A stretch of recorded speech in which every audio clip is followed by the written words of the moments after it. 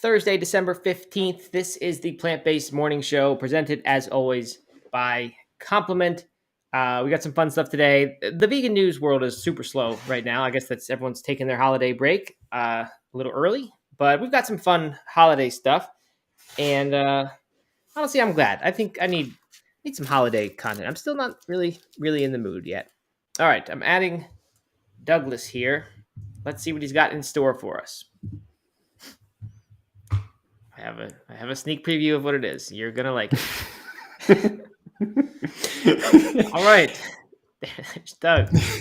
Hey Matt, What do we have here? I'm in full-on conspiracy mode here. Got my tinfoil hat on because I checked all day yesterday. I probably checked 24 times to the Burger King app to get my my local $3 Whopper, Impossible Whopper, and all day it said that that online ordering was out of service. And then I wake up this morning, 6:45 this morning. First thing I do is open up the Burger King app, and sure enough, you can take online orders.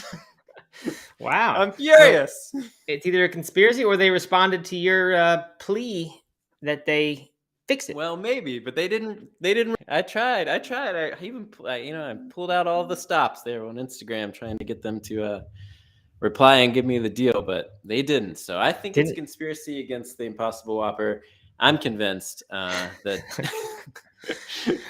All right, good. I like it. I think that's a good entrance by you, and a good story too. I'm surprised that your one tagging of the Burger King main Instagram account didn't get your Black Mountain store to turn their app on. I know, right? I mean, it wasn't one tagging. I used the Plant Based Morning Show and my personal. Oh, you used all the clout of this account that we have.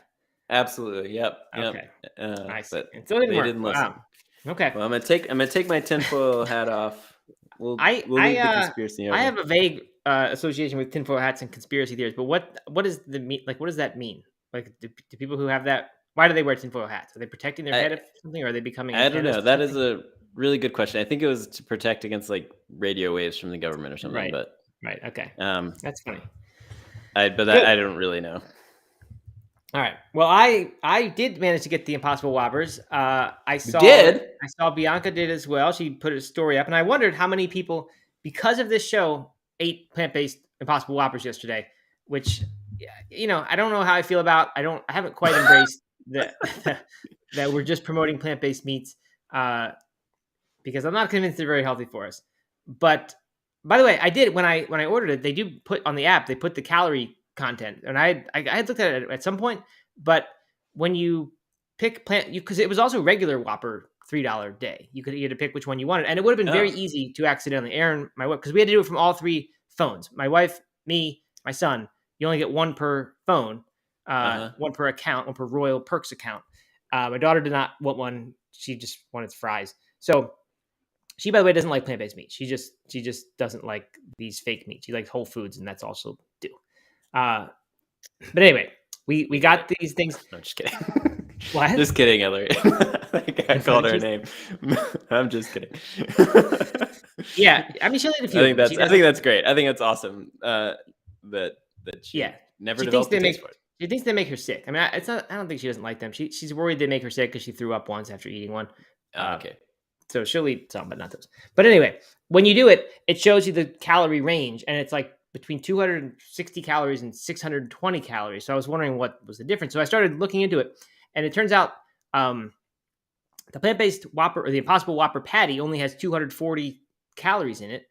And then there's no cheese on the Impossible Whopper, or no vegans are getting it. We're removing the mayo, which is in there by default. So when you look at like the full burger content, it says 600 something, which I think is roughly the same as the regular Whopper, because I think that was, well, I shouldn't say that. I'm not sure.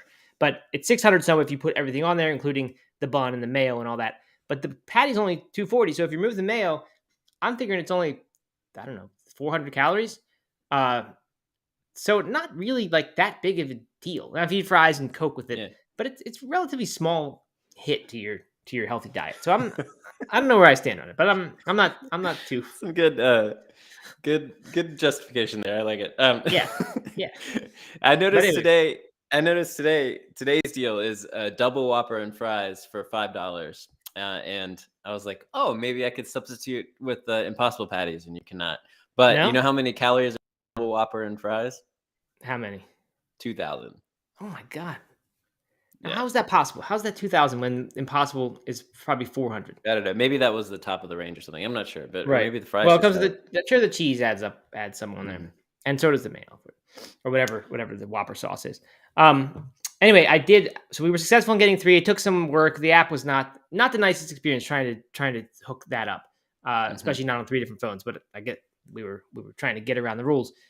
But I got to the Burger King. Sure enough, pressed the button that said I'm going to pick it up at the counter, not do the drive-through, and I have to hit the button that says I'm here when I arrive. Sure enough, one of those Burger Kings, it's all locked up, 6:30 or something. I get there, you can't get in. The guy waves me away, like, no, you can't come in. And I had pointed the phone. I was like, look, we just did this thing. And then he unlocked it, let me in, locked it again so no one else could get in. I just don't get it. I think it's a labor shortage thing, but so often fast food restaurants you can't go in them anymore. But at least it was open. I've had the experience before where they're not even open. And I hate that. I mean, at least you got your Whopper. And meanwhile, there's the conspiracy in Black Mountain is holding me back. Dale wants to know how long it took me to make the hat, and it took not. He already had long. one. He already had a half hat. Only half. Okay. Half a hat, because I had planned to do this all morning, and then I forgot until right as I was about to sit down to record. So I ran inside, grabbed a sheet, came back outside. I was forming it on my head and realized it was not nearly big enough to fit on my head. When you yesterday were planning to have the plate full of Whoppers for the show beginning, did you not know you could just get one per account? Yeah, I didn't realize that. Okay. So yeah, I was wondering how you would have pulled that off. No, that would have been a true commitment to the podcast had I downloaded a bunch of different apps and, and made that. No, I'm impressed that you even thought to do it. And today you made a prop, so I like it. Jeff says it wasn't an option in Canada, but we have an ongoing 2 Impossible Whoppers for $9. That's a good deal. And honestly, if you're not going to eat the fries, you kind of need 2. I had the one yesterday, and it was all I ate, but I was pretty hungry still. Not really that much. Well, it's only 200 calories or whatever you said. Right. It's the diet food, basically. Mr. Jeffrey says, also, I think he said yesterday that it was only poutine in Canada, which is the fries with gravy. That was their deal of the day. I don't know if that was a joke or if they really serve that at Burger King in Canada. Yeah, I don't know. So anyway, that's the Whopper story. Plant-based Lucy says Joel Furman would not approve. That is true. He would not. I asked him specifically about that, and he did not approve. He would approve of Ellery's habits, though. Yes, he definitely would. She's full on nutritarian, and she doesn't drink alcohol and doesn't drink coffee. She checks all the Joel Furman boxes. Does your son drink coffee? No. Although when I think I was in 9th grade when I started every now and then drinking a cup of coffee. Yeah, I did it in probably early high school. Yeah. So anyway, he's not far. He's in 7th grade. Yep. All right. So what else? In Plant-Based Morning Show news, we are hitting 50,000 downloads today on our all-time list, which is super good. It's a huge number for what this show, when we started, it was just an experiment to see what would happen.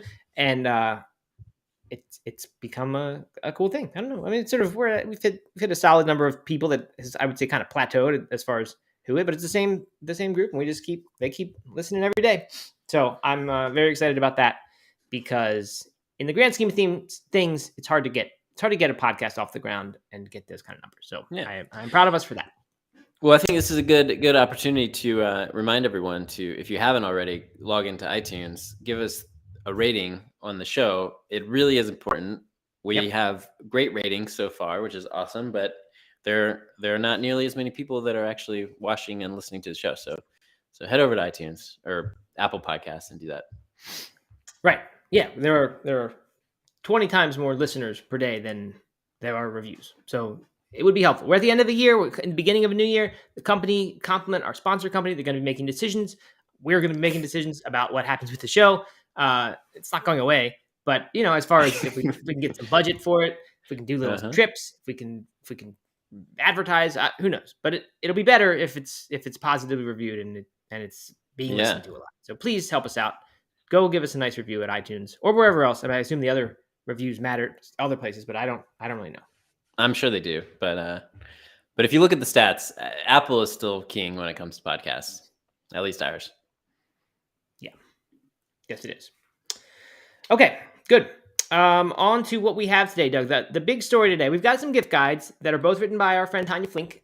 So we will talk about those. But I think for our feature story today, we want to get into The Beat. The Beat has one. We don't do that much from The Beat. This one's called Your Plant-Based Holiday Party Survival Guide. And it actually has some interesting points in it. Some are good points. Some of them I feel like they're talking to me as a child, and I don't like that. But there are some that I've never thought of before, and there are some things that I'm surprised actually that The Beat, whoever wrote this. Me too. Yeah, this is an interesting article. It's yeah, a little edgy for a vegan site. So we'll get into it.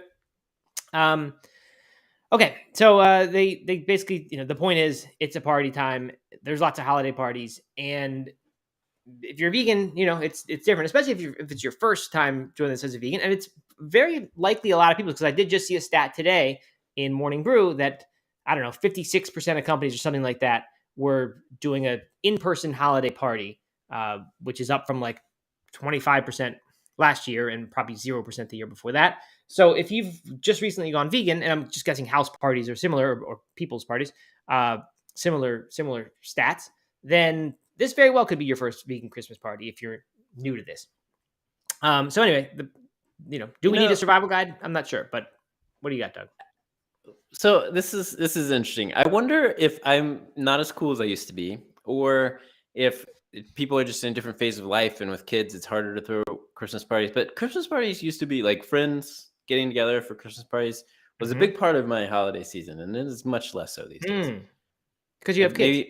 People don't want to invite you if you have kids. Yeah, I guess that's been my experience.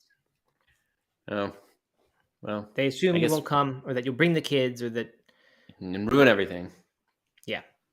Yeah, it is a shame. People, once they have kids, tend not to hang out anymore. I know there are groups and cliques and things that do, and it's nice, but yeah, that's too bad. You got to go to a brewery to have a fun time with a kid.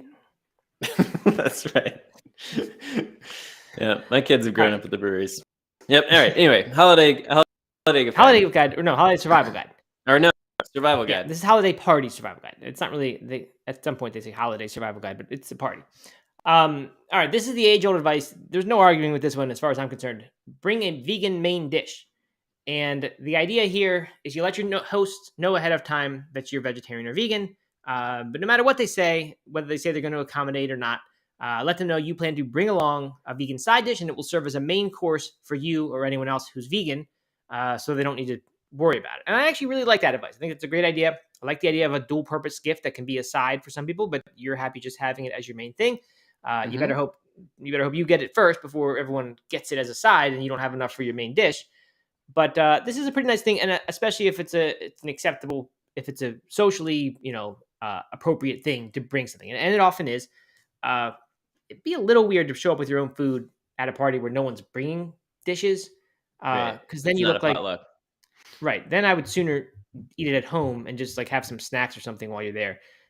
I don't know. Yeah, they don't mention that one. I don't think that's not one of the recommendations. That's kind of my go-to. In fact, the one holiday party I did go to this year, I did that. I had dinner ahead of time and then just kind of had a salad when I got there. So to me that was like no big deal. No one really cared or noticed, I don't think, and thought anything of it. So. Right. And I mean, most parties, now if it's a dinner party and you're going to sit down at a big table with people, that's obviously something you need to arrange with the host. But if it's just show up and serve yourself kind of thing, eat as the night goes on, there's nothing wrong at all with just eating some nuts or snacks or whatever because you ate something ahead of time. That works well enough. And I've heard people say before, if you like personal development types, they'll say if you're going to an event, you don't go there hungry. Like you're not there to eat and eat. You're there to socialize and get to know people and get the most out of the time. And if you want to snack, nibble on some food, that's good. But you shouldn't necessarily need to eat dinner at your event.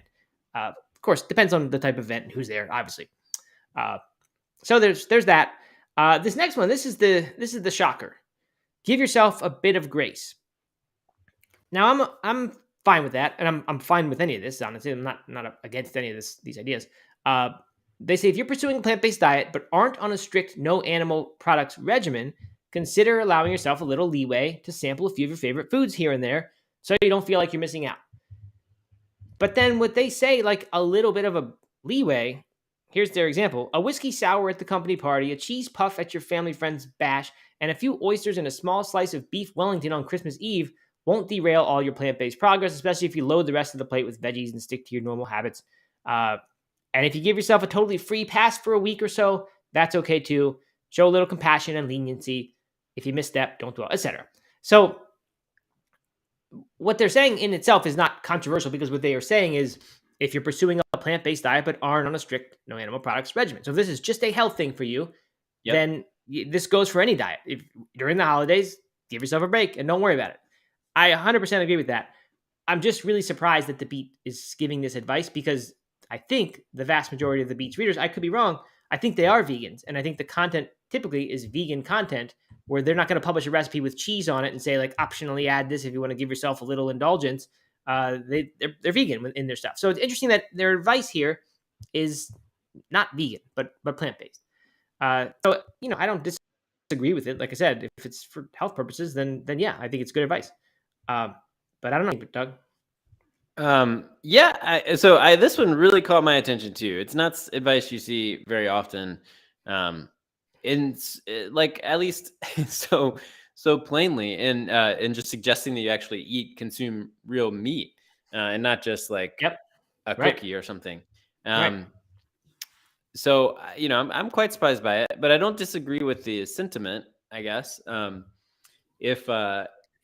If you're just beginning, or if you're kind of mostly plant-based but not entirely, kind of giving yourself a little bit of leeway is not always a bad thing. I would say it's more like, probably more than anything, it's just about being able to feel good about your diet choices. If you feel like you're way over restricted because you're there and you can't have all the stuff that you want, then you're going to leave the party feeling like, oh, being vegan during the holidays is the worst. Like, I don't want to do that anymore. I'm not going to do that again. And a few weeks later, you might ditch the diet entirely. So if the other option is to give yourself a little leeway and have a cheese puff or whatever, then that's way better. So I'm on board with that, but I don't know that it would be really the advice I would get. You know what though? Here's the thing. First of all, is a cheese puff what I'm imagining? I'm thinking one of those little cheese balls. Is that not a cheese puff? Like pop them in your mouth like they do in The Office? I'm thinking like a baked cheese ball. Okay, I was thinking more like a Cheeto, like a cheese curl, but in a ball shape. Like you get in the big tub. Yeah, I thought that's what they meant by a cheese puff, and I was like, that's like a very small indulgence. Just have one little cheese puff. But so anyway, Doug, you said you don't know if this is the advice you would give. This actually is the advice that I give to people who are new and fooling around with this diet. Mm-hmm. Like, I have a friend who has been on a vegan 40-day challenge, and he's just gotten at the end of it. It was actually a bet, someone said, and he made it through Thanksgiving back in his hometown. But he had sort of planned to not make it through Thanksgiving. I think he was going to eat turkey or whatever. And now that is his plan for Christmas, just because he's made it past his deadline, or his finish line. But like, when I'm talking to him about stuff, I always say, like, I'm always like, yeah, like just eat the turkey on Thanksgiving. Like, you don't need to give yourself this unnecessary stress unless you care about the animals, and like, that's really important to you. But he, it wasn't that. He was just wanted to see what it did for his health and how he felt and all this stuff. So like, to me, it's like one meal makes no difference. One week makes no difference. So if this truly was plant-based advice, I guess the interesting part to me is that I actually will give this advice to people who are fooling around with a vegan diet if they're not in it for ethical reasons. But I wouldn't do it in a professional setting. This would not be my advice to someone who's interested in vegan, because it's not our brand persona, and it's just not the way you want to look. But hey, Matt. Yes. This is public advice that you're giving right now. But like I said, professional setting. This is the opposite. Oh yeah, okay. No, so I'm not trying to hide it. I'm saying, like, just in the fun, I don't know, for business purposes, I would say you shouldn't ever waver. But if I'm talking to a friend who's fooling around, I'd say, yeah, like, I think that's the best way to get them to have a chance of lasting on this diet. Totally. Right? Rather than saying you have to make sure you don't mess up because it's so hard. Well, our advice in general, if you're just kind of veg curious or vegan curious is like, start small, start with a meal, start with a few days a week or the weekdays and not the weekends, so like this is really no different than that, of just saying like, hey, be casual with it, try to do your best most of the time, but if you're in a situation where you can, or if you really don't want to, like, don't beat yourself up about it. And then over time usually it gets easier and easier. But yeah. And this advice, by the way, like I would not give this to someone who'd been vegan for a while and said, I'm going to have a tough time this Christmas. Like, I wouldn't probably say, just go on vegan for a week, because that would be crazy. That would be just a total, like, it would be inconsistent with what I assume are their values. So that doesn't make sense. But like I said, if it's a plant-based diet, it's not vegan, fine. Which got me wondering, are there people who are like successful influencers who are plant-based people and they promote a healthy plant-based diet, and they every now and then just, do something different? And they don't call themselves vegan? Because I haven't seen those people. And when we were building our platform, there weren't those people. If there were, they weren't successful. Like, they weren't, I guess the vegan community wouldn't really embrace them or share their stuff. And it just wasn't interesting enough. But I just wonder if that has changed, just because there's so much science that's come out around this diet. And to me, now it's sort of a viable diet just outside of the ethical part, that I would think there would be people, just like there are keto people, I would think there'd be plant-based people who don't care if they cheat now and then. If cheat's even the right word. Yeah. But I don't know any.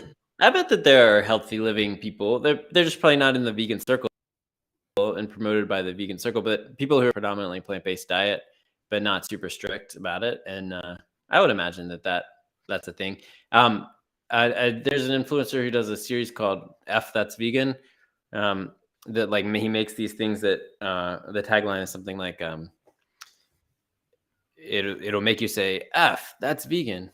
Like, whoa, you can't believe it. And he's not vegan, but this series is like blowing up in the vegan in the vegan world, because it's absolutely delicious, but he's not vegan. And I thought that was kind of interesting that he's like, so I don't know. I bet that there are those people.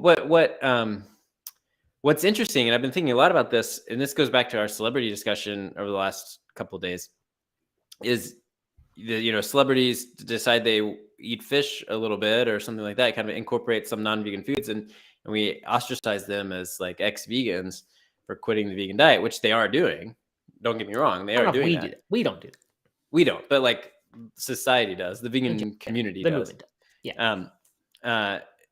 We kind of ostracize them and kick them out. Which, I mean, to be fair, like, if you're eating fish, like, you're not a vegan.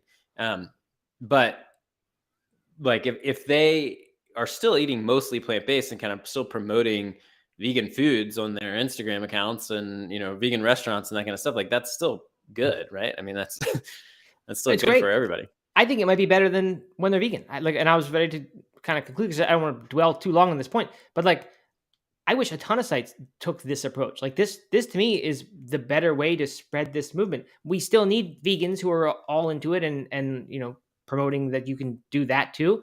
But I think we need a whole lot more people who are doing this, who are treating this as a diet that you can eat 90% of the time and get really healthy. I just think it's like, it's just so different from the thing that comes with all this ideology. So I hope there's a ton more of this, because I think it's great for the world.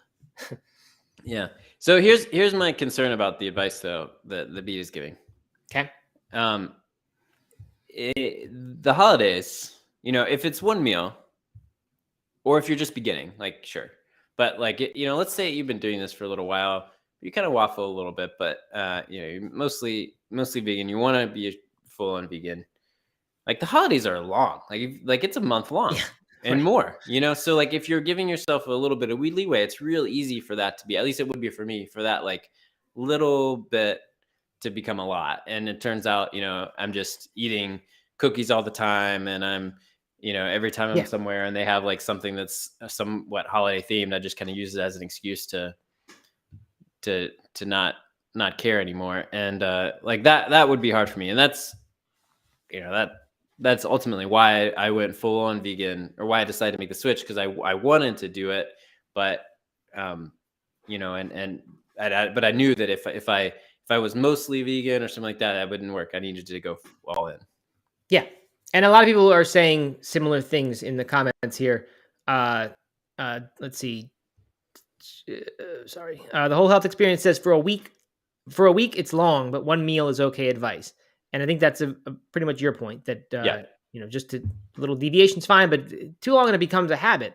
Plant-Based Lucy says for vegans who are former food addicts, that is like suggesting a little bit of crack. So that's another thing, right? If this isn't a new person who's adopting a diet, but you've done this for a while and now you take this advice to change it up. And that's why Joel Furman told me, don't eat any of this stuff because it can be the trigger that brings you back. And a lot of people who find him and his methods are former food addicts, and you can't have any, or it'll put you back on. So I think that is the most important thing here. If you're serious about this diet, totally aside from the ethical, ideological part, you can't go too long off of the thing that's working because you'll get hooked again. That's how it works. Okay, so yeah, I think we're good with that one. Let's share Mr. Jeffries' comment around the the influencers. The internet is obsessed with extreme and absolutes. An influencer would never survive calling themselves plant-based and sometimes having non-vegan food, though they may do well as a health person. Yeah, I think that's probably true. Yeah, that is true. I do think maybe that is changing, or we're ready for that to change. I don't know. I mean, we've been successful with No Meat Athlete. Maybe in the past few years, it's been you have to be even more extreme than we are. I don't know. But we were never extreme. Of course, at first it was vegetarian, then it was vegan. So we were definitely embracing those terms. And for some people, that is extreme. But I don't know. I think there is room for people who have a more moderate approach in the way they talk about stuff. We'll see. Hopefully that happens more because we certainly need more of that. That's polarizing stuff is not good. All right, next, choose the crudités.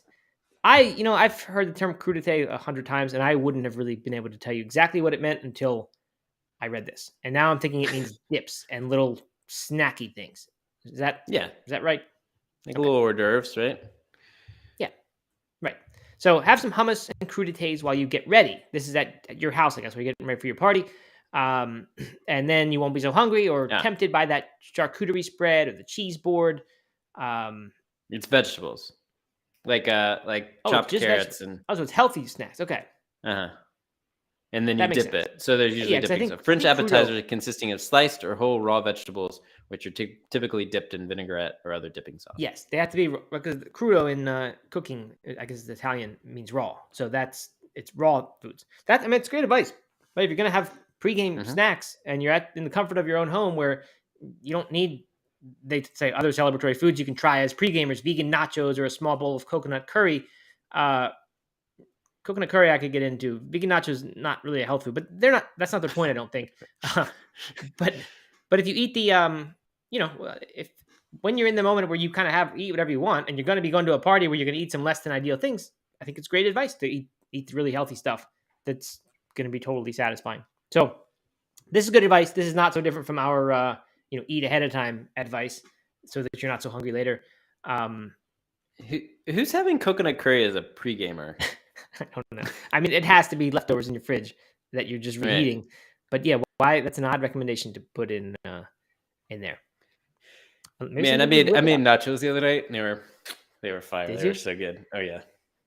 I've never in my life made vegan nachos. What do you do to make them? Like what do you put on them to make them wet? I used to make them wet. Like to make them cheesy or stick together. Well, I used vegan shredded cheese. I'm over that.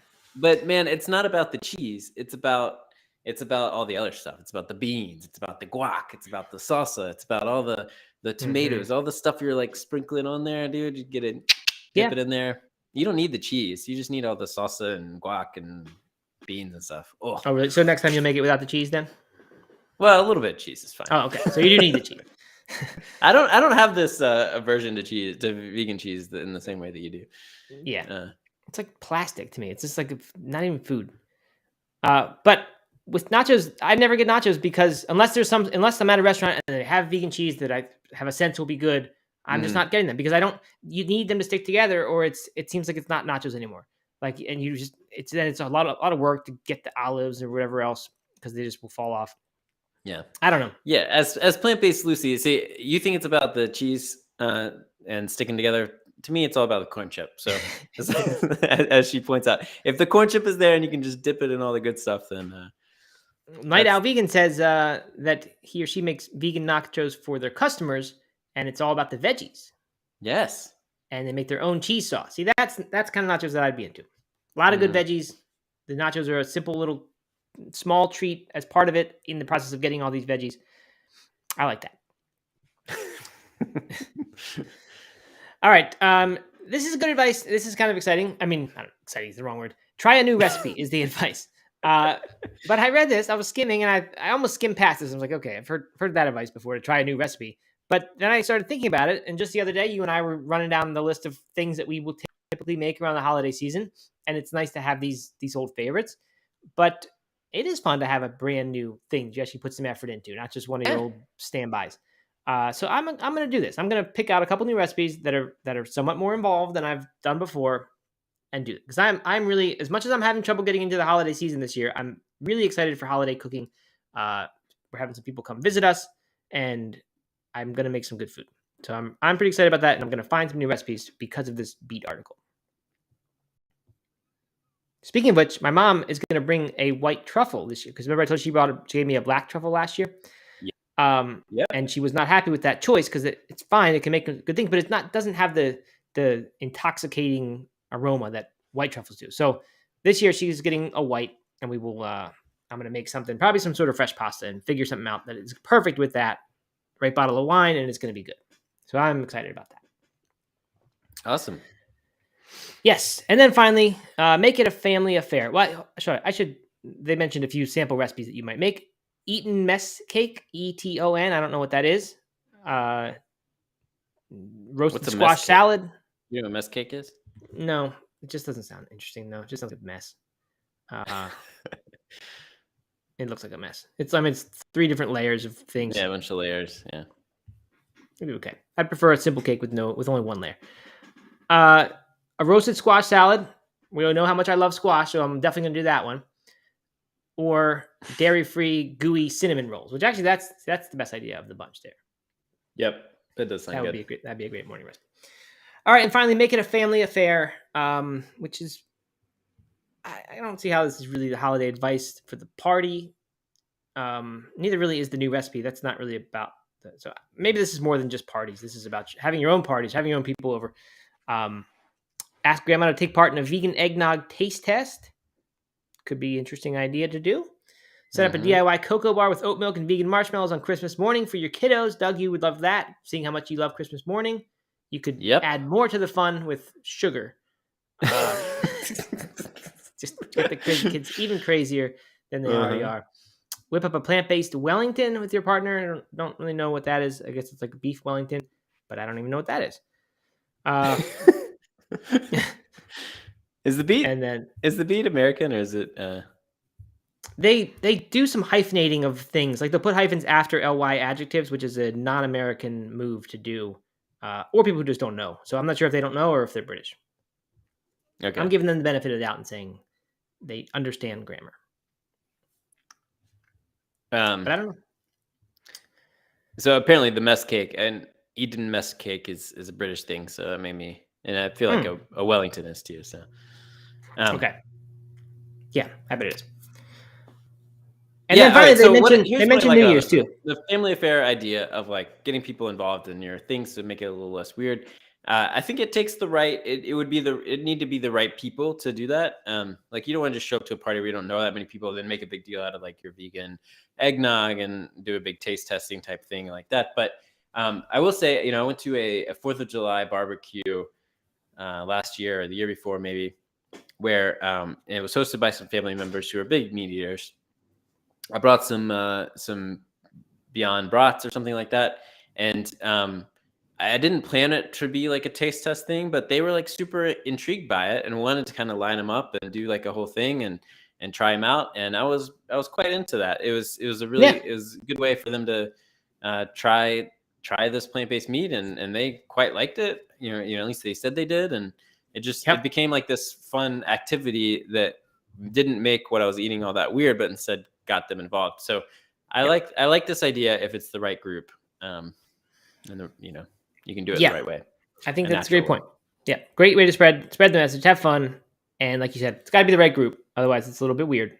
But I like it, and I think if you're having people at your house, I mean, this is essentially what I'm doing, right? I try to make a lot of fancy food that isn't weird vegan food, but just good, and hopefully that works. Yeah. Mr. Jeffrey says is that beef Wellington is tenderloin wrapped in a puff pastry with mushrooms and onion pureed inside too. I think I used to make that, or not made that one time when I was getting into cooking for the first time in like 2005, and it was way too much work for someone getting into cooking. You know what is way too much work for someone getting into cooking, but it sounds kind of fun. What? My brother-in-law this Thanksgiving made a pie cakin, like like a turducken, but took a pie and something else, Chicken. made them all separately, I think, and then baked them all together. God. And it actually looked really good. Because like the pie was like gooey and the cake was just around the outside. Look, this is my problem with even the mess cake, which is I think a rather simple cake based on what people were saying about it. Like, wouldn't just one of those things be way better than all mashed together? Same with the nachos. But, I mean, come on, it's fun, dude. It's fun. I don't know if that is not my idea of fun. Making all that, putting all that stuff together, dealing with baked goods like that. Yeah, I mean, I hear you. I'm not really a baker, right? Like Mr. Jeffrey says, it's so extra, but extra is fun on the holidays. Like, why not? Yeah, love a little, Matt. No, you're right. I mean, it is fun to do extra, but I just feel like that worsens the whole thing. It just worsens the quality of each of the things. It ruins them all if you put them together. Not if they're paired properly. Not if they're I'm sure there's a good way to do it that I don't understand. You're getting outvoted here. People seem into they are. So. I see that.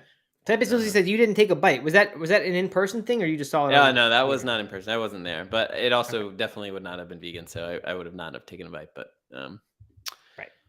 But no, right. I haven't actually seen this in person. We'll make a vegan one this year, Doug, and put it on our Instagram page. Yeah, or use it for your show. Hours out of my day to take an Instagram segment, and you come on holding this big thing. All right, perfect. So let's move quickly here into gift guide stuffs or gift guide things. I have one special gift recommendation. This is not on the gift guide, but it's a friend of mine who is an amazing cookbook author. Terry Walters is her name. You probably know her if you've been around the vegan world for a while. Her book, Clean Food, was like the first book that I got when I was vegetarian, not vegan.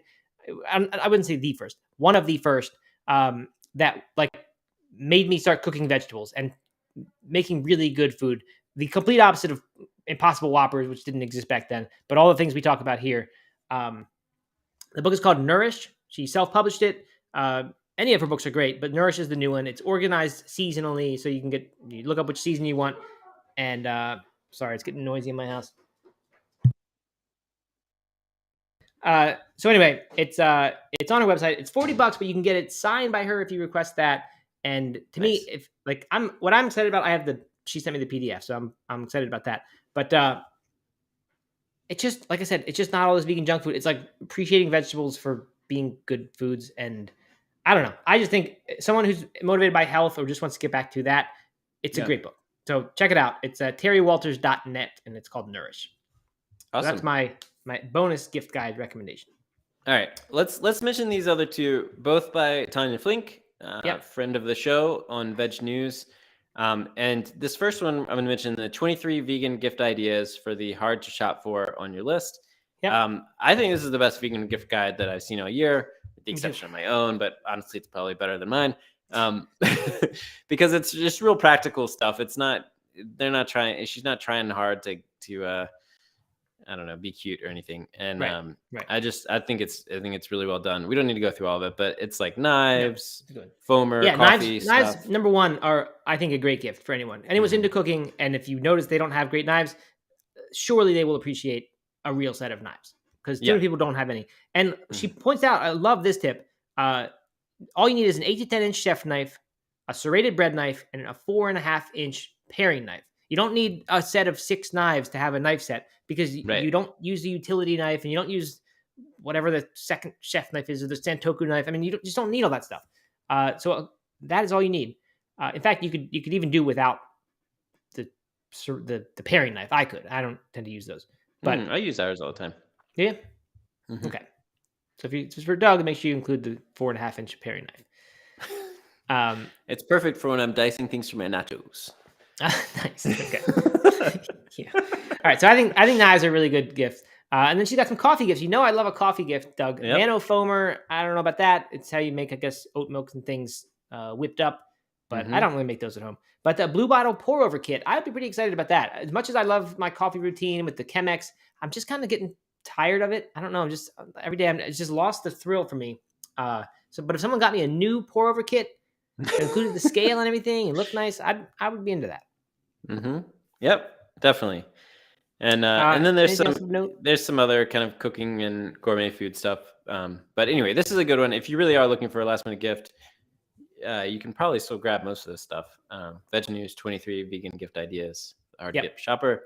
And then the last one, which was also by her, is 10 vegan food gifts you can get delivered before Christmas. You could get delivered but when this was written December 8th, you could get them delivered by Christmas. Yeah, this now is a week it might later be a little now. Too late. Right. Don't know about that. It's all different kind of gourmet, fun foods and chocolates and treats and things like that. Wine. Some of them are like subscription boxes and things, which we've talked a lot about that in the past. But these are both good ideas. Yeah, in general, I think the gourmet food, as I mentioned during the gift guide, is a good one. If you got someone who's into food, no matter what kind of diet they eat, get them some very gourmet thing that's just too expensive to buy for yourself. Usually, that's a very nice gift. Doesn't have to be expensive either. Just could be something thoughtful.